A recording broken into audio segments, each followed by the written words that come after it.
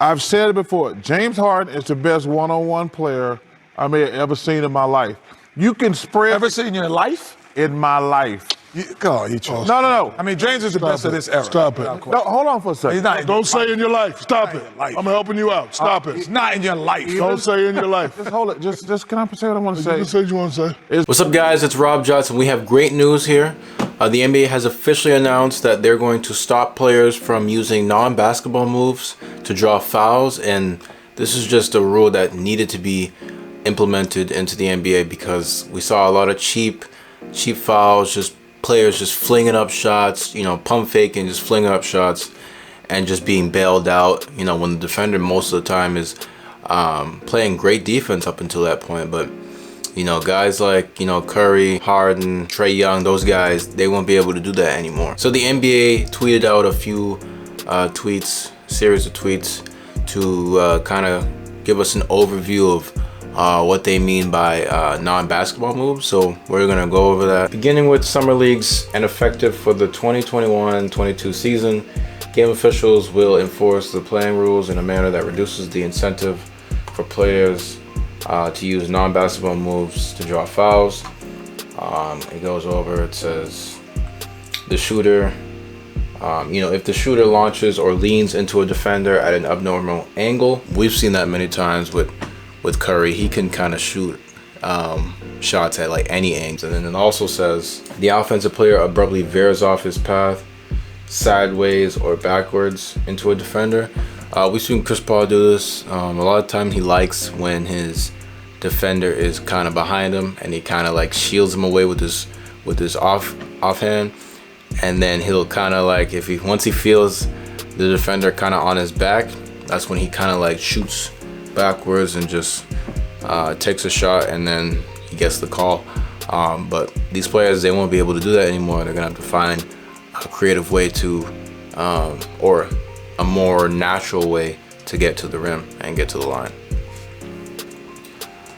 So it continues. Moves by offensive players that would meet this criteria will also include when the shooter kicks his leg up or to the side at an abnormal angle. And we kind of saw this for guys who kind of kick out their feet when they shoot, and some of these guys don't really kick out their feet like that. So sometimes it's kind of hard to tell, but sometimes it's more obvious than other times. If you kick out your foot, then you're not able to get that call. It's an offensive foul. The offensive player's off arm hooks the defender, often in the process of attempting a shot in a non-basketball manner. James Harden,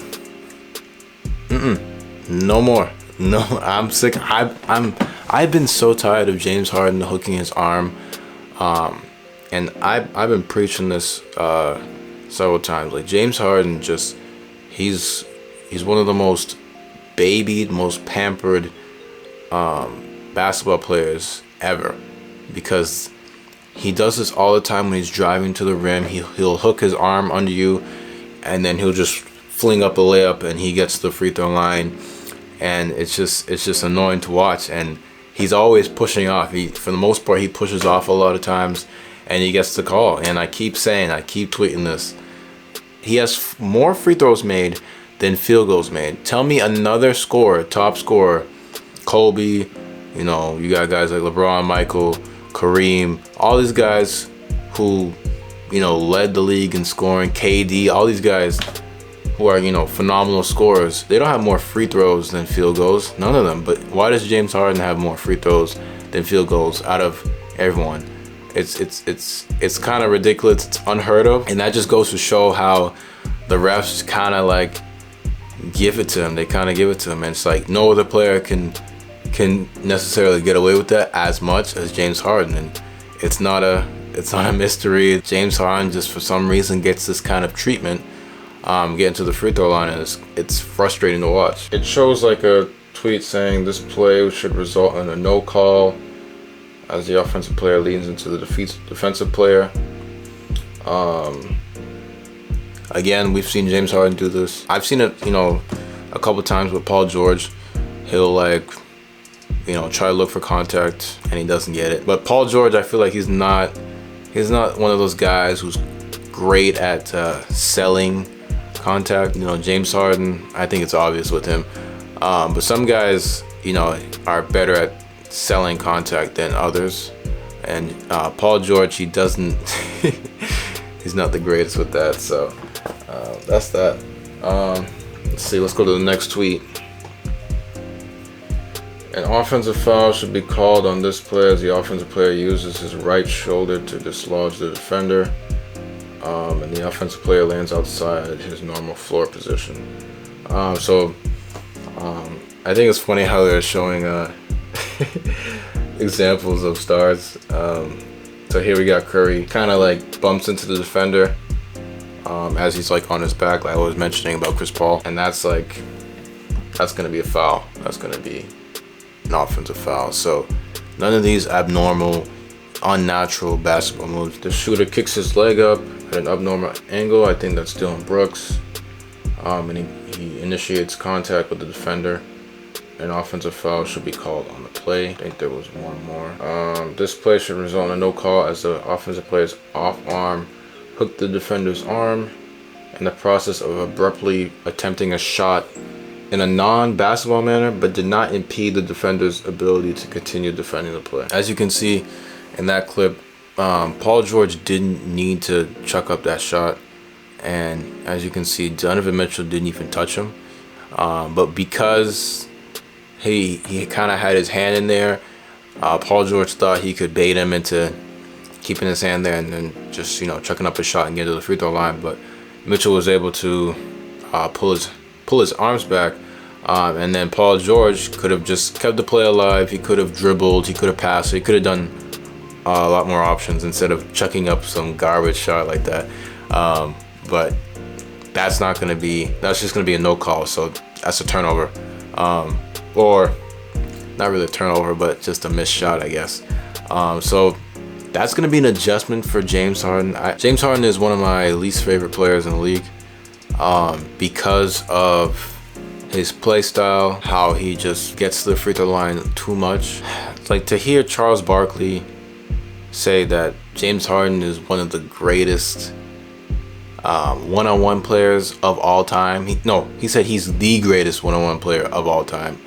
Considering that he has no mid-range game, can't fade and shoot. He's not a catch and shooter. For being known as a shooter, he can't catch and shoot. I don't think he's done that since Oklahoma City days. And he relies too heavily on the refs to score. But I just feel like James Harden, he just takes bad shots. He's not the greatest one-on-one player. He's not that skilled compared to some other guys like Jordan, even LeBron, like KD. All these guys, they're way better offensively. Kevin Durant can score from all levels, from inside, mid-range, and outside. And he can fade, he can step back, he can work in the post, he can posterize you, he can do it all.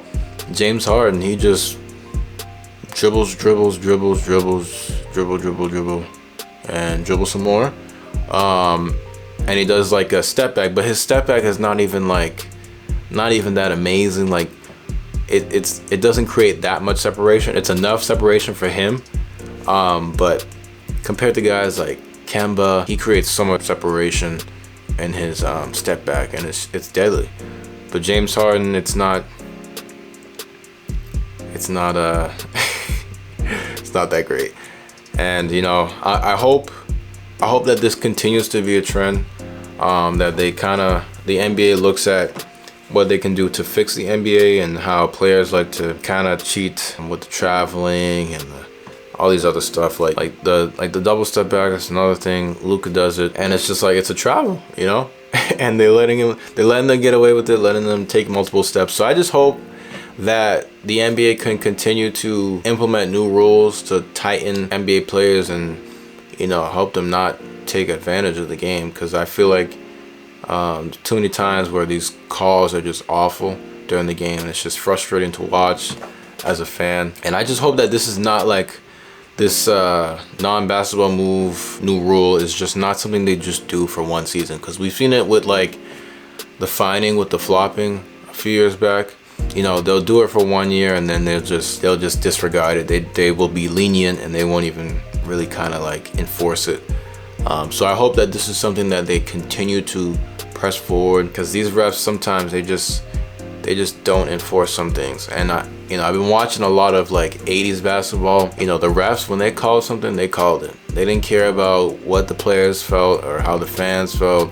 They didn't care about their image. But I feel like today's refs, they really care about just their kind of like their image kind of, and they want to feel important, and they want to feel like they're kind of like controlling the game, and it's just it's getting out of hand. So I feel like these refs just need to be, you know, when they make a call, don't be swallowing your whistle. Don't be afraid to make the call. Make that call. If it's a travel, it's a travel. If it's a star player traveling, call it. If it's a star player, you know, doing these non-basketball moves, call it. I'm sick and tired of these players taking advantage of it. So it's a good thing for the NBA. I hope that the NBA can continue to make improvements with the rules and everything and make it more like basketball. And that's the video. Hope you guys enjoyed. Thank you guys for watching. I appreciate it.